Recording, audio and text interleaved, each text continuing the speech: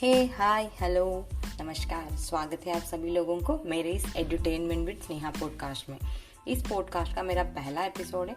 इस एपिसोड में मैं आपसे डिस्कस करने जा रही हूँ एंटरप्रेन्योरशिप के बारे में कि एंटरप्रेन्योरशिप होता क्या है और एंटरप्रेन्योरशिप को लेके जो लोगों के दिमाग में जो गलत फहमियाँ हैं वो उसके बारे में डिस्कस करूँगी और कुछ ऐसे लोगों के बारे में बताऊँगी कि वो उन्होंने कैसा अपना एंटरप्रेन्योरशिप का जर्नी शुरू किया और आज वो कैसे एंटरप्रेन्योर बने हैं। तो चलिए शुरू करते हैं आज का पॉडकास्ट। तो यहाँ पे कोई भी बिजनेस शुरू करने जाते हैं तो उनके दिमाग में पहला ये आता है कि वो वहाँ से पैसा कैसे कमा सकता है, कि मतलब स्टार्टअप मैंने शुरू कर दिया तो मुझे वहाँ से ज़्यादा पैसे कैसे कमाना है और मैं जल्दी से जल्दी कैसे करोड़पति बन जाऊँ या अमीर कैसे बन जाऊँ, ये थॉट लेके बिजनेस शुरू करता है। तो ये थॉट नहीं रखना चाहिए जी।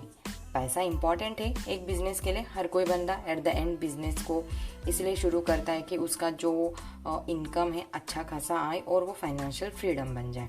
क्योंकि कई लोग होते हैं कि स्टूडेंट्स होते हैं जिनको बिजनेस में इंटरेस्ट होता है, कोई वर्किंग प्रोफेशनल है वो जॉब से परेशान होता है, सोचता है कि अभी जॉब मैंने बहुत कर लिया, अब मुझे कुछ बिजनेस अपना शुरू करना है।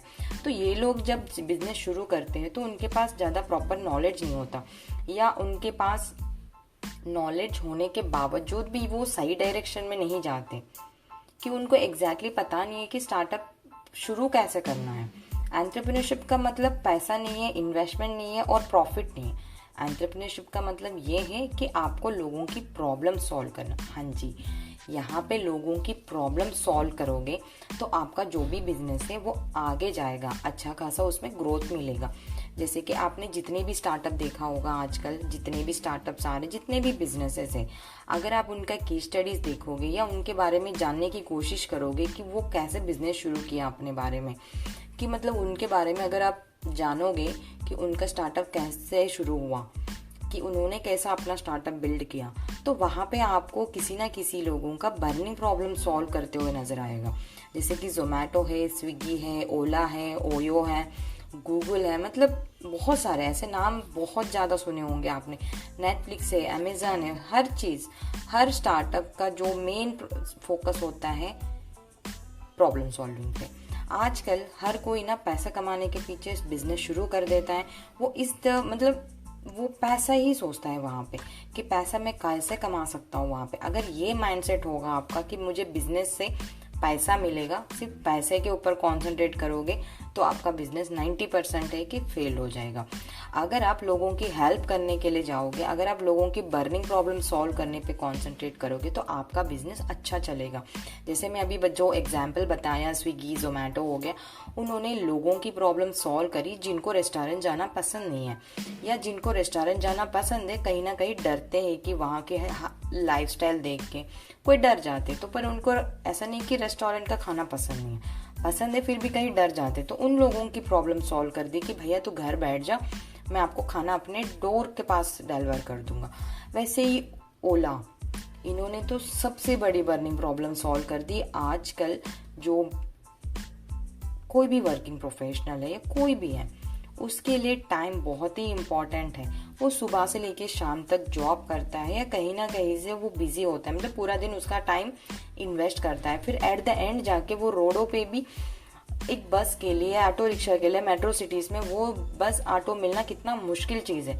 तो इस बर्निंग प्रॉब्लम को सॉल्व किया ओला, इतना अफोर्डेबल राइड्स प्रोवाइड कर दिया। मतलब ये आजकल हर कोई भी जो ऑटो में, बस में जाने वाले भी आज आराम से बैठ के कैब में जा रहे हैं, वो भी अपने घर के पास बुला के। तो इतनी बड़ी बर्निंग प्रॉब्लम सॉल्व की, इसलिए उन्होंने आज इतनी बड़ी स्टार्टअप हुआ। जोमेटो, स्विगी, ऐसा नहीं कि वो बहुत पहले से है, पर जितने कम समय में इन्होंने स्टार्टअप शुरू किया, तो यहाँ पे बर्निंग प्रॉब्लम पे कंसंट्रेट कीजिए।